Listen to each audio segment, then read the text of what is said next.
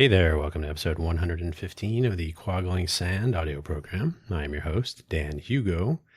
We're recording this at 12:48 p.m. Pacific Standard Time here in the Greater Vegas area on this Wednesday, January 21st, 2026. We do publish on Wednesdays, so cutting it close. There's only 11 hours and 11 minutes remaining. I think we'll make it. The title and topic of today's episode, Consulting. Quaggling Sand is an audio program about stories and tales and recollections that are mostly me-centric. So it's my consulting brief stories. I could probably go on at length about each of these, but we're keeping it light. Consulting is an interesting thing. Quaggling Sand, hopefully also an interesting thing. It is like I said, an audio program about me. It's a vanity audio essay of sorts. There have not been any guests, and I don't imagine there would be.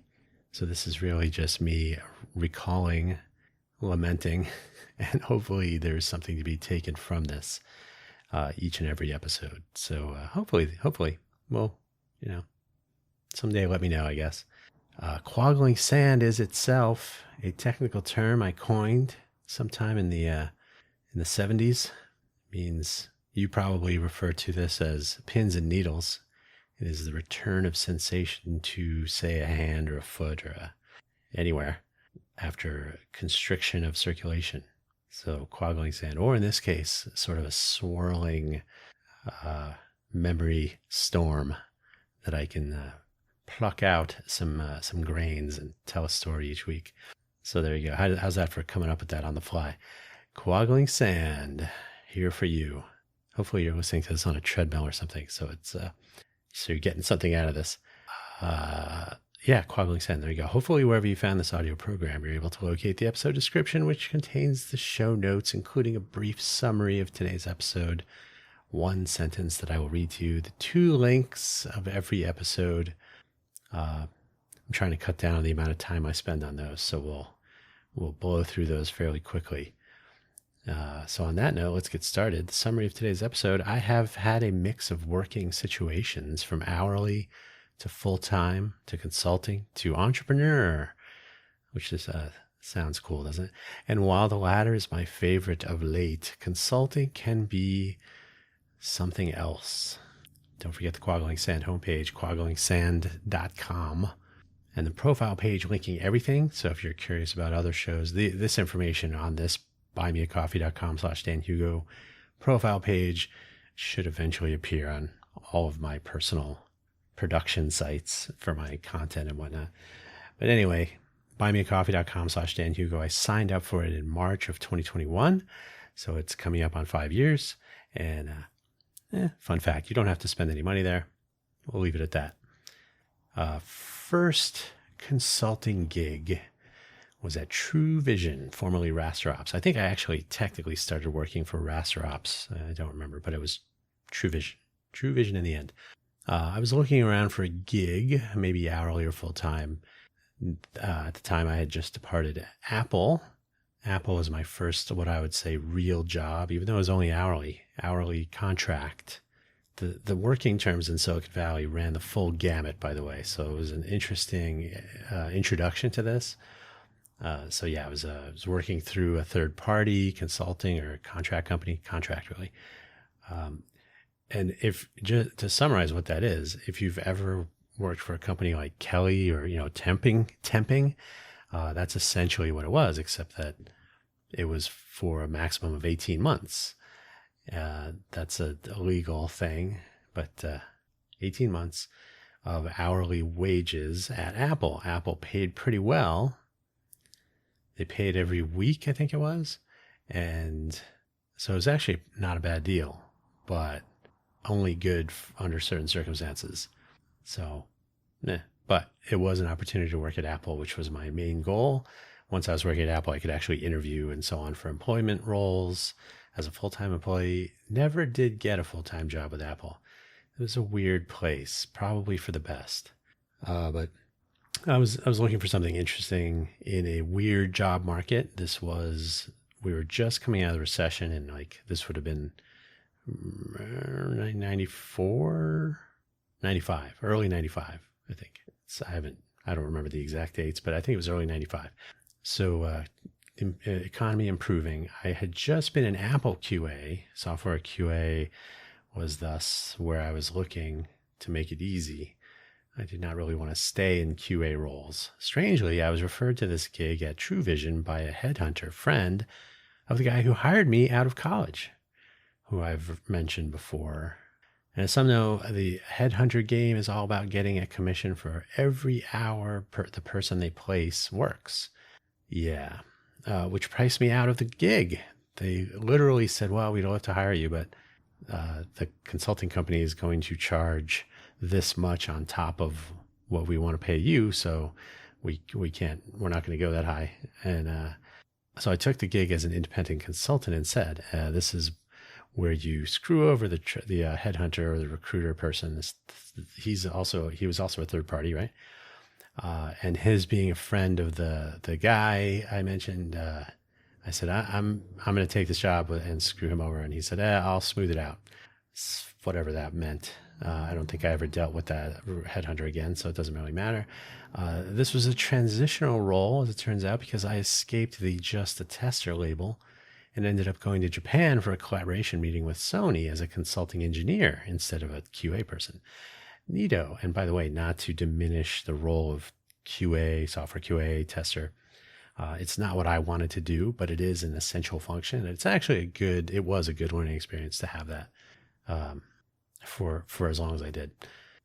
It's something that, to be honest, it's something that most people that have the software, I'm a programmer, I'm a coder, I'm a software engineer, they probably don't know enough about what happens on the testing side. And I would learn that in the last consulting gig at the end of the story. Maybe I'll remember to say that. So it's just occurring to me now. TrueVision was a little skittish, maybe squirrely when it came to paying my invoices. That's always a good sign. This was all new to me. You know, I had literally worked at Supermac, then Apple, then TrueVision. So I was still new coming out of college. So I was not completely on top of the notion of what net 30 really meant and whatnot. Net 30 day terms is typical. And often they would tell me they just were not running checks for a particular week. So maybe next week. And I often had to negotiate my way into a handwritten check in those situations, which is silly. Hey, here's my invoice. I am doing the work as agreed to. You should pay me as agreed to. So they had issues with that apparently. Ultimately, they hired me as a full-time software engineer, but TrueVision was having problems, and I eventually departed before they ended up. Eventually they got acquired, but a good experience. Here's a fun fact. And I think I've mentioned this in previous episodes about my journey through Silicon Valley. The CEO of TrueVision was a guy named Lou Doctor. Lou Doctor was working at Supermac when I was, and when it came time to lay me off, my managers, I guess the people I was working for, told me that they put up a good fight and that Lou was not having it and that I was not going to be able to stay working at Supermac. Ultimately, that was good for me. But at the time, it was like a little weird to get laid off from your very first job. Now, there would be worse stories in Silicon Valley from a variety of, all manner of people in different situations. So the stories were all over the place about, hey, I got a job. And when I got there, the company was shut down. I moved across the country to take this job and they were no longer in business, that kind of stuff. It wasn't quite that bad. But I did confront Lou Doctor when I was working for him. I said, I remember Supermac. He goes, I remember. Yeah. I'm glad things have turned out. That would be true when I left TrueVision. Anyway, there were a variety of other jobs in there. I mostly took, you can see, if you ever look at my LinkedIn profile, I guess, I worked in a lot of different places under various terms, but always like some form of W-2. So the next 1099, the next independent consulting gig that I had was right before I departed Silicon Valley. In fact, it's part of the reason I left Silicon Valley was working for Leapfrog Toys, which has since been acquired by VTech if I remember correctly, and I don't even know if they're still in business. I went through a few more jobs, full-time mostly, as Silicon Valley was really blowing up for real. I mean, it was really easy to get full-time jobs. I worked at Netscape and Philips towards the end there, and several things in between. When I was running out of steam about all of this, I took a consulting gig for Leapfrog Toys in Los Gatos, which was a little bit of a drive, but the rate was okay for a long-term project. It was fine. It was good. It was fine. The VP of engineering who signed me up advised me to invoice often because they're accounting people in Emeryville, which is up near Berkeley. Los Gatos is near Santa Cruz, sort of. So, well, and I would find that out. So I guess some points to him for giving me that warning, but also taking those points away, because you cannot be a vice president of engineering and bring consulting people in and then not get them paid. So that's something that he really should have sorted out. I commenced working on a particular project in December of 2000. That's when I actually joined their projects. And they had not yet, so I wasn't working for them prior, right? So that was it. That's why I started working there. And they had not yet hired on the other people who would work on it. So there was supposed to be 2 or 3 total headcount. That's always a nice word. Headcount to work on the hands-on, the engineering, the development side.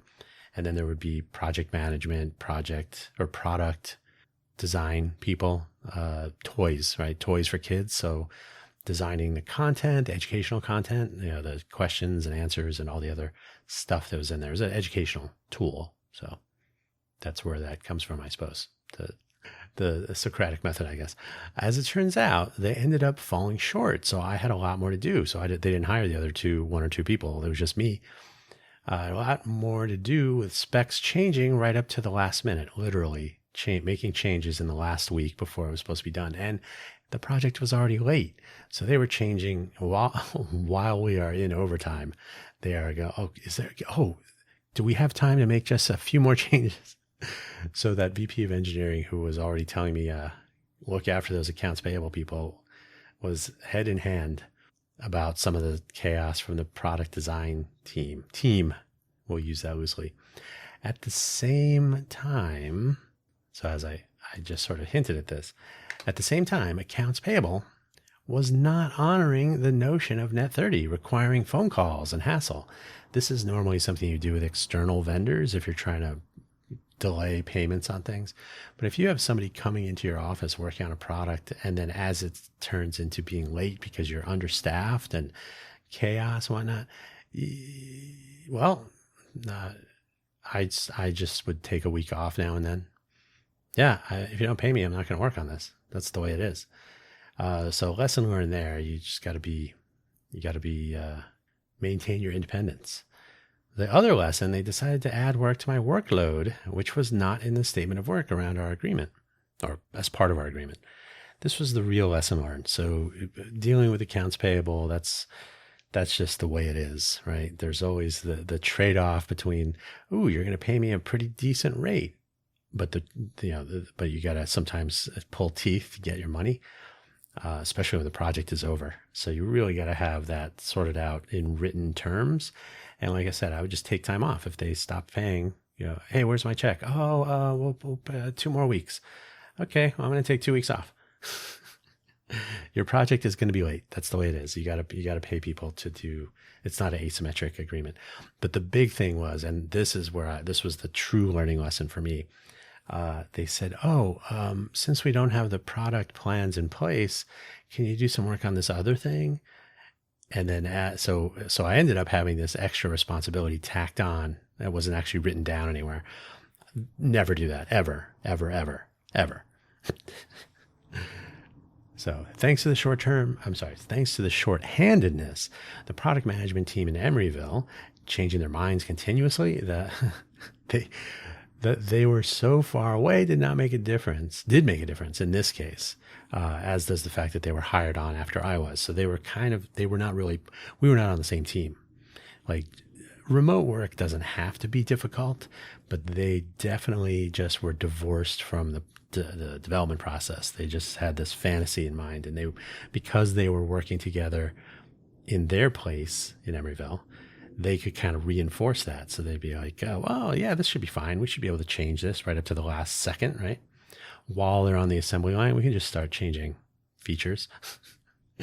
I have no doubt that they had that in mind. Like, oh, we could change this before they put it in the box, right? That doesn't happen. Not at the prices for toys. If you're designing missiles, maybe, or cell phones. That's a true story.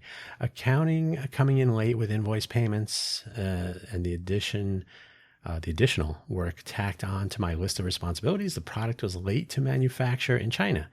That's how this happens. If you get everything wrong along the way. I suppose it was interesting that the U.S. It was like a weather plane. I think it was an OS9. They do weather analysis. Yeah. Weather plane bumped into a Chinese fighter, a Chinese Air Force fighter jet that was coming up to investigate. They I think they did physically bump wings, but either way, there was something happened. I don't know if you hear that emergency vehicle, production by a street. And so the plane had to land on Hainan Island, and that sort of threw a wrench into some plans because suddenly there was diplomatic tensions. And I do remember, the management at Leapfrog was just freaking out because they were trying to go public, like soon after they were going to announce their plans. They were going to file to go public after these products hit the shelves. So delays to that would cause problems. So they were literally freaking out, and it all got sorted out eventually. But ultimately, the product that I was working on, late as it was my fault, as it turns out. Blame the consultants on their way out. That's a minor lesson. That's why you hire consultants, right? If you want to hire employees, then the employee, you're going to keep them around, or you fire them, I suppose. But consultants have a beginning and an end, and you can just say, oh, it was his fault. Bye.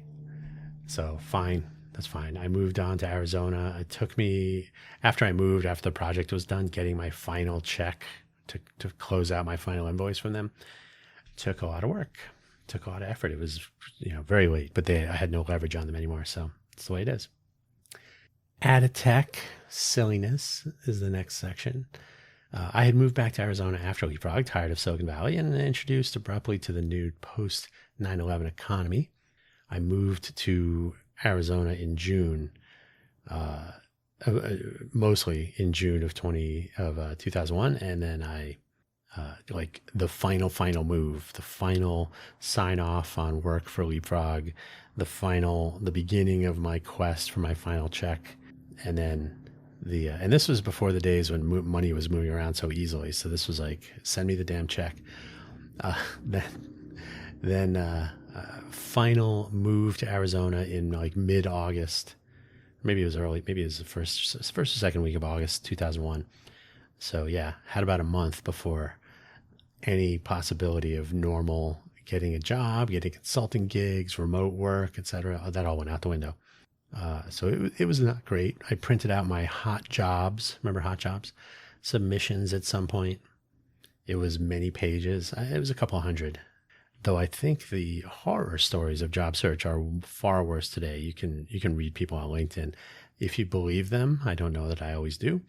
I submitted 1,000 or thousands of jobs, because you can automate that stuff now.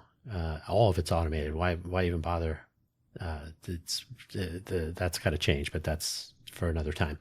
Though I think the horror stories of job search are worse today, indeed. Anyway, I came across something about writing Python scripts to manage remote fuel additive dispensers for a little company called Additech in Texas somewhere. And they were running like a pilot program in like Oklahoma and Kansas, like middle America. So I don't remember the exact states, but it was like kind of vertically up from Texas. So yeah, these were, and there's a Smith's gas station near me that has, I haven't checked lately because I don't have a car, but the last time I looked, they had Additech fuel additive features in the pumps. So I guess Additech is still around. So they would basically, they were a third party that was enabling companies like Smith's or your 7-Eleven or whatever to compete or to have similar feature set as, is it Chevron and Texaco, I think, had their Techron, I think it was was it Techron at Chevron? And then I don't know what Texaco had, or maybe it was Techron at, maybe, I can't remember. Doesn't matter. So adding things to your fuel to make your car better. Sure.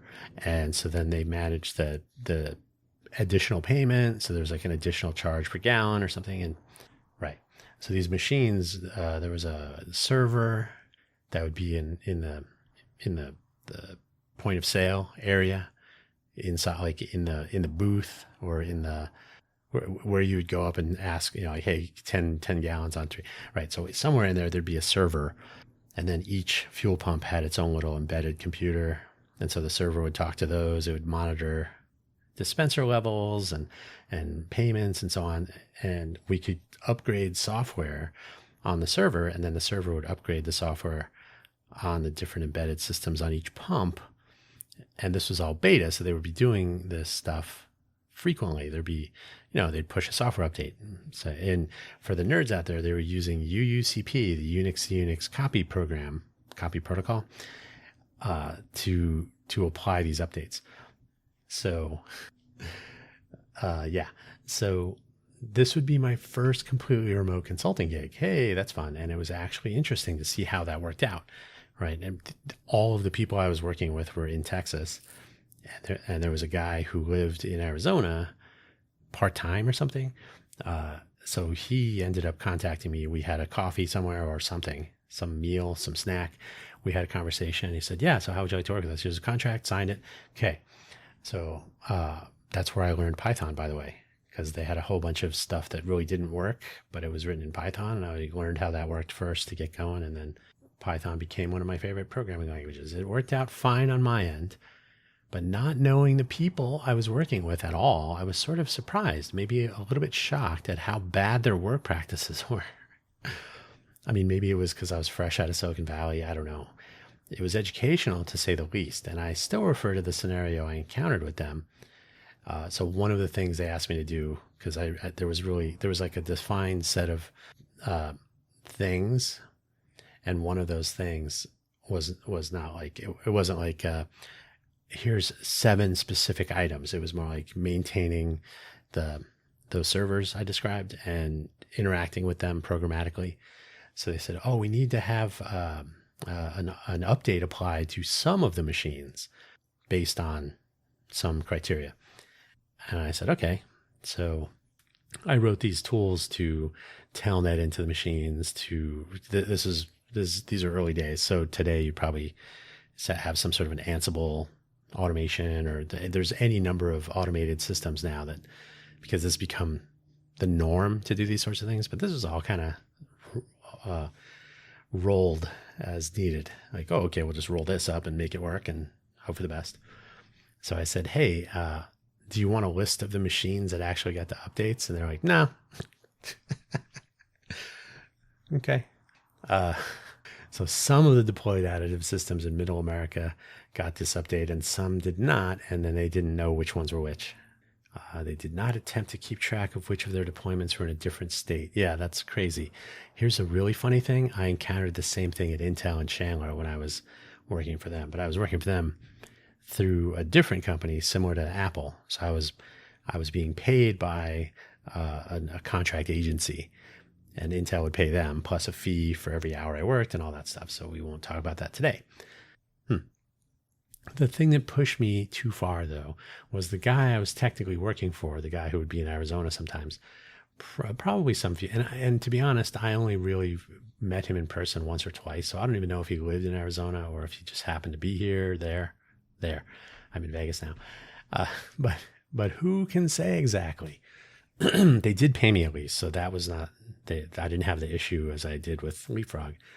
He called me one day and said he wanted me to meet him at the airport the next day or 2 days, but it was super short notice. Meet me at Sky Harbor Airport. We're going to fly to somewhere and talk to a client or something.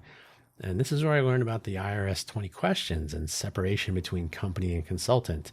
that he could not simply point at an airplane and tell me to get on it. That was basically where my working with them ended because I did not meet him at the airport.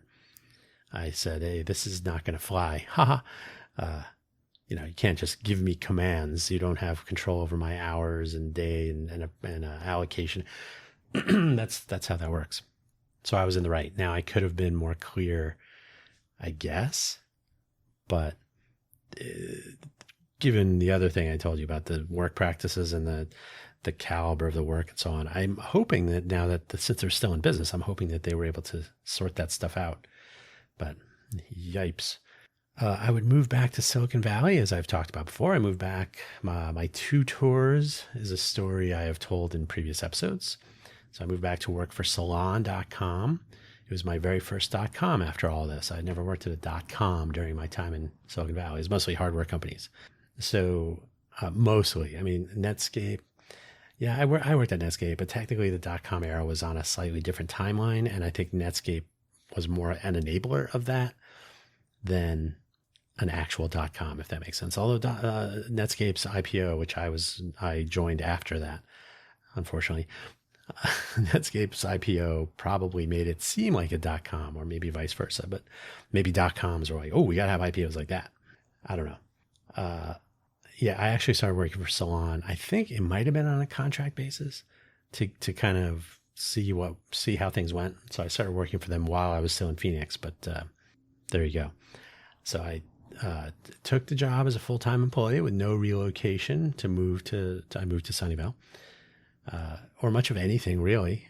Took the job at not a great total salary, but it got me out of Phoenix, which was good. Basically, it funded my reboot of location back to Silicon Valley and professional network, since basically everybody scattered after 9/11, and because I was not there physically, there was no. There was LinkedIn, but only, there wasn't LinkedIn. Yeah, there was, sorry. LinkedIn launched in May of 2003.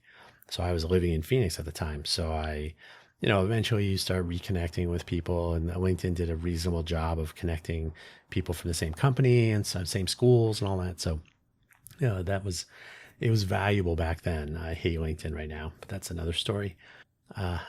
So I took the job as a full-time employee. They said, yeah, come on up. We're not going to help you in any way.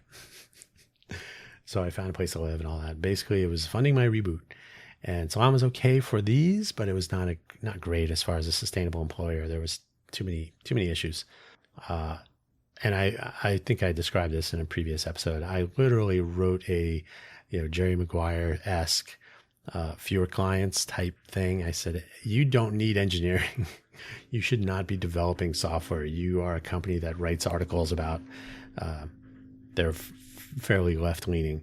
So they're highly politicized and whatnot. They had a good following, but after 10 years, you weren't profitable. You shouldn't be paying engineers. You should build on WordPress or something silly. You're not a tech company. You're a news company. So they eventually did, not because of me, but they eventually did change over to WordPress, I think. I think they're still in business, which is also crazy. So when I departed Salon, I took a consulting gig. Yeah, okay, working for a guy named Bob, who was somehow affiliated with Salon. I think he may have been a board member, or at the time, or previously, or something. So he knew everybody involved and all that. He had an idea to make the next Craigslist. That's not really an idea. That's okay. That's not creative. He and his Smithers, his friend, who they were too cozy. I'm not implying anything other than the fact that talking to one was essentially talking to the other, but the Smithers character was like, he gave the final word on whether I'd be working on this project after meeting me, and so he played a substantial role in decision making in this.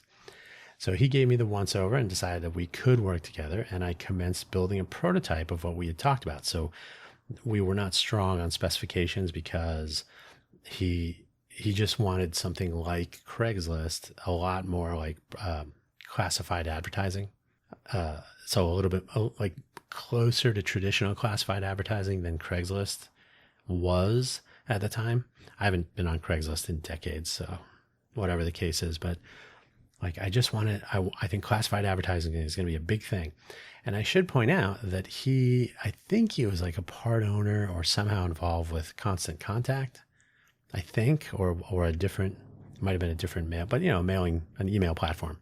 So he was into kind of old school, and there's nothing wrong with that, but classified advertising, that's where it's at. So we discussed features and whatnot, and we didn't really have a project specification, like exactly what he wanted. And this is, by the way, this is where knowing what to expect, even demand in a project specification when working with non-technical people, clients, as was the case with Bob, this is absolutely critical, because this otherwise, and even still, it still happens, but it cannot be overstated. When you basically, okay, we're done, or here's a deliverable, or here's a milestone, here's what we talked about for version 1, or this component, or whatever it is. There will always be, oh, this is not what I wanted. This is not supposed to, I told you, I want it. Okay. Anyone who's ever designed or built anything for normal people, like you're the expert and they are the customer or the client, they don't know exactly what they're looking for. They don't know. They kind of have something in mind, but they don't necessarily know how to describe it, perhaps. Or there's there's a presumption of alignment. Like, I thought this was going to be blue, and like at no time did you say blue. Yeah, but I just thought we knew. We kind of were on the same page. That kind of stuff happens all the time. Luckily, I've heard these stories, but I think everyone I've ever talked to has the same problem. So it cannot be overstated. And I know web designers and others who take non-technical clients frequently who need to be careful about expectations and deliverables and acceptance criteria. Acceptance criteria is key. This happens with home builders and anybody doing design work or anything. Unless you're very careful along the way, and I'm guessing that the more experienced people will have this better. I don't know if you heard that. Another production by a street reminder. It gets to be a little bit more of a habit or a business practice that you implement where you're like, okay, well, here's exactly what we're going to deliver. And I want you to sign off on this. This is the acceptance criteria. When we're done, you're going to run through this. And if every need is met, then you accept what we've, what the milestone is or whatever. If you don't have that, then there's enough wiggle room to say, like, oh, I don't think this is enough. I don't think this is right. But if you say, here's this, we met this. But, yeah, but I also wanted blue. Like, well, this was not a part of the acceptance criteria. So if you would like to, we'll do a change order, as they're called. So you formalize that process, and it's not necessarily so friendly, but it's the good neighbors have good fences notion, right? Like, this is about completing a project, not so both of us can be can hand this to each other. Here's your project, here's the money. Okay, we're good. Everybody's happy because we were very clear and concise about what we were looking for and when we had reached that acceptance point. So yeah, another lesson learned. Everything came to a head when we had a demo discussion. So I had put it was a web-based thing, of course. So I put the project in a place where Bob could see it. I had a server in my home back in the old days when I could get a static IP address and no ports blocked. That's awesome. So I had everything running on my computer at home, which was good old days. So I said, okay, well, here's the thing. We were on the phone. We had a 3-way phone call with Smithers and Bob, and his name was not Smithers, but the other guy he was Bob. So the 3-way phone call, here's where we are. And I had designed functionality. I said, once we get it working the way you want, we'll make it look the way that you want. To me, that makes sense because once we have the functionality, the customer workflow, like, okay, you place an ad, here's how they're going to display, and well, here's how we, search criteria. Like we want to make sure that we can do all the things that he wants to do, and then we can. It's super easy to adjust. I mean, I'm not diminishing the work of web design, but hey, you want the background to be blue? You didn't say that before, but okay, blue, done. So it's a little bit easier to do, and a visible. Once things are working, you can actually play around with a visible website and you can say, oh, can we move this over here? But you're actually able to try it out. You can make some changes live in this interaction, right? Like I have my server right here under my desk. I'll make the change, try it out. We could be on the phone, right? That was my plan. Was once we are in a functional mode where the services work, now we'll make them look and act the way that you want them to, and you can actually take part in tweaking it and so on. He did not see it that way. He saw it completely the other way around. So he was like, this doesn't look the way we talked about. And I said, right, but I'm working on functionality and then we'll work on the way it looks. So this is he was not interested in that at all. You can guess how that turned out. And if you can't, we didn't have any more conversations, and I did not get a chunk of money I was owed at the end there. So lesson learned, be very clear about expectations, deliverables, and acceptance criteria at every milestone. Yeah, that was annoying. I keep forgetting to turn my phone. If you turn Android phones, if they have the shh feature, which is, I wish they didn't call it that, you can flip it upside down or down, face down, and it puts it in silent mode. So I forget to do that. If you heard, I got some notification. Anyway, so I would move back to Vegas eventually in 2000. Oh, I'm sorry, I would move to Vegas. Not back to Vegas. I moved back to Silicon Valley. I was there, and then in 2013, I had my house fire, of course. So a few full-time gigs and whatnot, and then a house fire in Silicon Valley. It was time to get out of Silicon Valley once and for all with, for real, get out of here for real. Let me leave in 2013. So I did. On to Vegas to try something new. I ended up, and I didn't know exactly. I had heard something, but I didn't know about the downtown project and Zappos and Tony Hsieh and all that stuff when I moved here. So I moved here, kind of got the lay of the land and started meeting people immediately. And, downtown project and this and that. Downtown podcast. Interesting. So on to Vegas to try something new, which I did. I ended up getting a job with Intel Corporation. So I moved to Vegas in August, technically July, but August 1st, 2013. And I started working for Intel in February of 2014. So I had a couple of months to, figure out what was going on here.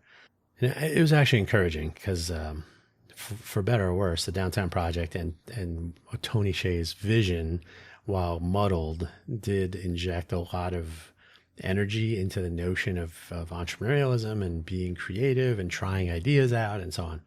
That it didn't extend much beyond downtown. So that made it tricky, but it was an interesting time. I still think there's something to be learned from that time period here in Vegas. I'm in the minority. So yeah, I moved, started in February of 2014 at Intel, thanks to connection I had with the person who would become my manager, but the connection I had made at Palm back in Sunnyvale. So he literally contacted me and said, hey, I'm going to be in town for CES. You want to get together and have dinner or something? Oh, yeah, sure. No problem. Intel was a great experience. So that was June. It was January of 2014. And then February, I started working there. Intel was a great experience. I learned a lot from many smart people. Intel does have a lot of smart people working there. The people making decisions maybe have dollar signs. I don't know. That's the current state of affairs is a little weird, but the people I encountered out in the world with travel and hackathons and whatnot. So some were at Intel, some were adjacent. Working with the company, and from working with a company like Intel, which has many, many problems inside, I learned a lot. Yeah. So I learned a lot from the smart people I encountered at Intel and beyond, but also about how Intel was so dysfunctional. Yeah. Well, and it still is, really, from all indications. I took a layoff when they cut 12,000 people or so. They had a little bit over 100,000, I think, when I was there. So call it 10%. They may have had as many as 120,000, but whatever it was. They've done that a couple of times. So which one of those layoffs was it? Yeah. And so I started looking around for some gigs or consulting projects here in Vegas to try something local and stick close to home, if you like. It turns out people here people were far more interesting in the only okay, if I can speak. People were only interested in the only Intel employee in Nevada. They were more interested in that than anything else. So when I was no longer working for Intel, it was not so easy to get meetings and have phone calls answered. And in fact, I've commented on this elsewhere. The ghosting culture of Vegas is intense. And you may have ghosting where you are, but we have perfected it. I had two main consulting gigs that both went off the rails since I have been in Vegas. So one, technically, it's me in Vegas, but they were actually, they were in Chicago. It was during the pandemic lockdowns, since it's multiple locations, I guess. So I was working for a company in Chicago area. They contacted me out of the blue. So I didn't reach out to them. They reached out to me to work on a PHP project that was sort of weird. I won't go into too many details, and ultimately they did not treat me very well, which was super annoying. From a professional perspective, they were not calling me names, but it was just very odd. They brought me in as though I were like a junior, and this is the theme here, as if I had no experience and I was junior. And I had said up front, I haven't programmed in PHP in a while, and I wouldn't call myself a PHP programmer. So, I'm not gonna be running a marathon on PHP.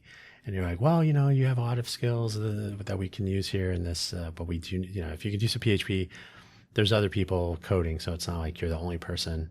So it was kind of like they needed someone, and I had a certain set of skills and all that stuff. So, but they were not.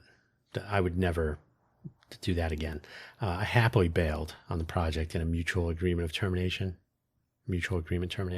of. We agreed I would be departing. Now, here's the fun part. They lied to their client. So there was the third-party client. The project was for them. They lied about the nature of my departure. So I was shaking my head the whole way, like, you guys are just not good. You're not ethical by any means. So that was a happily ended. Here in Vegas, I was approached by one of the downtown project characters, well known to, I don't want to say names because I'm actually in Vegas, but yeah. So I was working for these people they were well-known people. It was this person and two other people who had founded a consulting company. They similar to technical services for third-party clients. So similar ideas, the Chicago thing. We meet up at a coffee shop. He's like, hey, are you looking for this, that, whatever? So we had the conversation. Yeah, we have this one client. They're working on this thing with a team in Ukraine and so on. And it was around the time when the war in Ukraine, the Russian assault and invasion of Ukraine really started, right? Like, so I started working with them in, say, I think it was late December, and then through January, and then February, what was it, 20th, 22nd, something like that, 12, 20, somewhere in there. We'll hear about it soon, the anniversary. So yeah, the team in Ukraine had a scatter, which of course, yes. But everything about it leading up to that was total chaos. And then once they were no longer able to be in constant communication or easily reachable, they were like they were in Kiev. Everybody says Kiev, but Kiev. They had to leave. They headed out. And so then, now this is not my problem, but then there was the company that the team in Ukraine was working for, in addition to the company here in Vegas. So there was kind of like, there was a third party and a fourth party, I guess. But suddenly there was but they have to deal with the war thing. And I said, yeah, some of these issues that I'm bringing up here were from before that. So you can say that presently they're now able to work on it, but you can't say, well, but they're being assaulted by it. No. This happened months before, right? So there's a lot of rationalizing and so on. But who am I to say? I'm an outside consultant, so good for you. But the people here in Vegas, their company, they were so ridiculous. Despite the fact that I had as many, now this sounds like sour grapes, but just from a practical matter, I had more years in the industry, the tech industry, if you like, if I can be overly simplified, more years in tech than all three of the founders combined. They treated me as though I was a new to the industry. It was just they were really profoundly insulting. So that was another one I was happy to depart. It was interesting. The person, the other two founders were not living in Vegas at the time. I think one of them has since moved back also. But the one who was living in Vegas, who I had met at the coffee shop, we had a conversation towards the end of my tenure. He said, well, we're still friends. And I thought to myself, nah, I don't know if we were. And I certainly don't think we are. So we haven't spoken since. That's fine. Better things to do. But the culture in Vegas is vastly different than that found in Silicon Valley, despite the belief here, which is waning, I think, and probably good that it's waning, that Vegas is to be the next Silicon Valley. It's a global innovation hub, all this stuff. It's very new to that. So people should believe in the possibility, but not that we're already there. It'd be like saying, be like being in the East Coast, somewhere on the East Coast, being in Florida or something. Hey, we're going to Vegas. Are we in Vegas? No, we're going to Vegas, right? So here people believe we're the next Silicon Valley. No, not really. The thing with the people in Chicago was dumb. The thing with the people here in the city of I call home of late was tragic and disappointing to a degree I was honestly not expecting. Again, Downtown Project did have a sort of an entrepreneurial energy that it brought that I thought was interesting. And I was never part of the Downtown Project. So I was always a spectator working for Intel, looking in now and then. But that level of, so we'll just say silliness and we'll leave it at that, but was impressive, but also, yeah, wow. So, yeah, surely we'll be the next Silicon Valley with this sort of behavior. This company they formed was receiving accolades for being so accomplished and whatnot, and then they eventually got bought out. I don't even know if they're still doing anything here in Vegas, but the take home was like, if that's the best we got, that's not good. Consult today, and we're going to end it. Consulting is a form of entrepreneurship, of course, especially if you're on your own, or you can form a company with your friends and treat people poorly now and then. And while I would be open to consulting projects in general, whether they're here local or elsewhere, I have learned the hard way to be profoundly selective. I learned by not being profoundly selective, and boy, howdy, I haven't had dozens of projects, granted. The ones I mentioned here are the sort of the main. I think there were a couple of other things that they were not really of such consequence, but I have consulted enough to know that the barrier to entry for potential clients and projects was not high enough previously. Like I was too interested in taking projects. Not true now. It's very high. I am focused 100% right now on my own projects, including the foundation, of course, the Innovate for Vegas Foundation. So some fraction goes to community elevation efforts as part of the bigger picture, which I think is important. I think I always make fun of that. I think it's important that people who are, especially if you're trying to be entrepreneurial in a particular place, that you are involved enough in the place to understand the place in which you're attempting to do business. So, but also, I mean, trying to make the world a better place, that seems like a decent idea if you can do it. It's giving back, I suppose. And I think I've talked about some of my volunteer and community elevation efforts in the past. So I think there's some part of your time. I'm not handing out millions of dollars. I'm not a what do you call it? Oligarch? What do they call the broligarch? Yeah, I'm not in that club by any means. But, giving your time and efforts and trying to make things better, at least locally. And I've since, obviously, especially nowadays, at local scale, it's a little bit easier to accomplish some things sometimes. Not in Vegas, but in general. In Vegas, it's you got to be in the club. But lately, it is me, and that's totally fine. No longer exchanging ideas for coffee, by the way, or any of that silliness. Hey, can you just take a look at that? Hey, can I get your idea? Can I pick your brain? Hey, can I buy you a coffee and ask you? No. I've come across too many unserious people when it comes to the so-called startup scene in Vegas.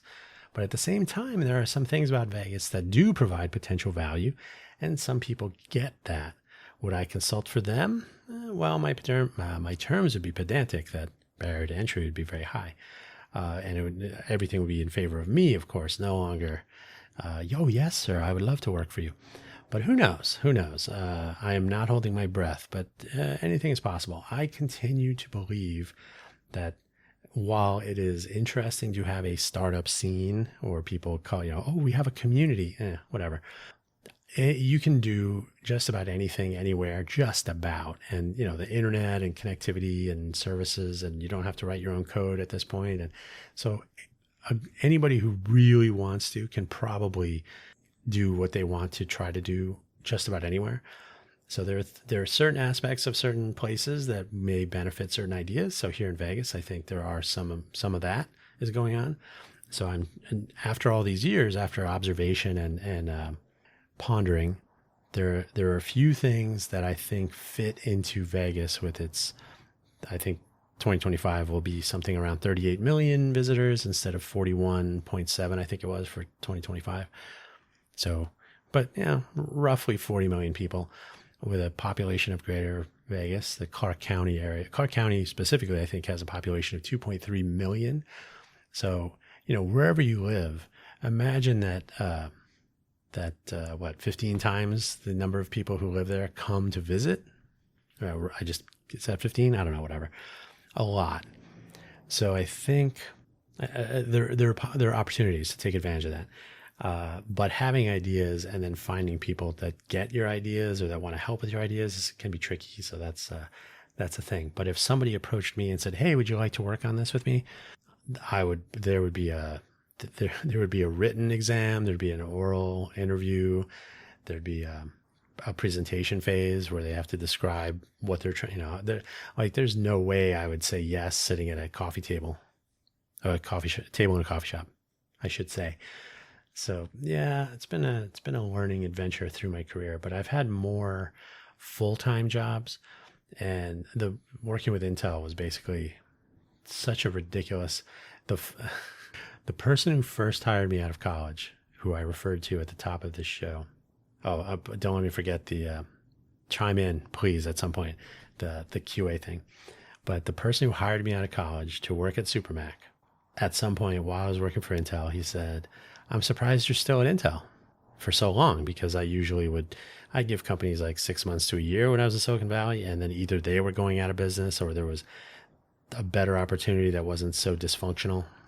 So, hey, it was a techie market. If you could program, if you had a pen, you could get a job somewhere else. "I'm surprised you're still at Intel." And I said, "I'm still at Intel because I don't have to be at Intel," because I was traveling all the time. There was no Intel office in Vegas. So when I was home, it was my weekend. And when I was traveling, it was work. And I was traveling to interact with very smart people. So if I had to go to the Intel building where my group was in Santa Clara, I would not have made it. Well, I wasn't going to move back to California anyway, and I would never move back to California ever. That's not a political thing. It's just the nature of Silicon Valley, and the world is a big place. There should be other possibilities. So the QA thing. So I was working with this company with the three guys, the three downtown project refugees, and at some point we're on a call, and now they hired me to do one thing, and then they had a project with another third-party company. And they had no one overseeing QA at all. And I said, "Well, I can help out on that if you want, a separate project." I said, "Yeah, I have." So, and they were doing heavy JavaScript, heavy, what do you call it? React. Thank you. A lot of React. And I'm like, I don't really have a lot of experience with that. So it'd be a learning experience for me. And I already have the QA background. So sure. And that was the beginning of the end with that, because they were so ridiculous. They had me, I'll just say this, they had me fill in a spreadsheet, even though they were using Jira. If you're not familiar with Jira, you are better for it. But they were using Jira, and they had me put bug or issues into a spreadsheet. And then the engineering project manager, who was also a downtown project refugee, but not so involved, they had him enter the bugs into Jira. So my name didn't appear anywhere. And he was a contractor too, because everybody working for the company they were very proud of that there was really no employees. There were few, there were a couple, but everybody it wasn't a fact that like, "Oh, you're not an employee." So I don't know what the thinking was. But at some point I said, "Wait a minute, why am I not able to do this? What do you?" And then the engineering manager told me how he had a bad experience with a QA person before. And I'm like, "Well, that's not me, right? That's a different person." So I don't know what his issues were. And then one of the founders and I had a video call about this. I said, "Yeah, what's going on with this?" He's like, "Well, don't engineering and QA, don't they typically have an adversarial relationship?" And I said, "Not at healthy companies." We're not supposed. The QA is basically an advocate for the customers. You're supposed to make a better quality thing for the people that are going to use it. And because those people are not here, they're not doing like a co-creation model or involving their customers so much in the product, although technically they could have been. But they basically were off on their own doing what. Anyway, the take home is they were so incapable of grasping the notion of QA, which was just par for the course in Silicon Valley. Not everything worked, but at least there was a whole departments of testing and making sure products worked, especially in the hardware side of things. So yeah, that was laughable. And it was the beginning of the end, most definitely, because they just did not have any idea what to do, and they didn't appreciate at all what I was bringing to that conversation and that workflow and what they were delivering to their customer. Anyway, all that stuff, profoundly disappointing. So I don't take that stuff anymore. Those days are over. I do know what I'm talking about. I will accept no one who doesn't. If you don't believe me, you tell me exactly why, and we can discuss that. But don't do that silliness. And I've encountered too much of that, so there you go. So much better to not have to deal with that kind of stuff. And I don't know how people put up with. I know people who put up with being mistreated in their workplace for years, decades. No, thank you. All right, that's all I got today. Hopefully this was interesting, and noisy day today outside. Hopefully, but the weather's nice. I should go outside. With that in mind, thank you for listening. As always, don't forget to check out buymeacoffee.com/DanHugo for links to all of my productions and projects and all kinds of stuff. Take care now. Bye-bye.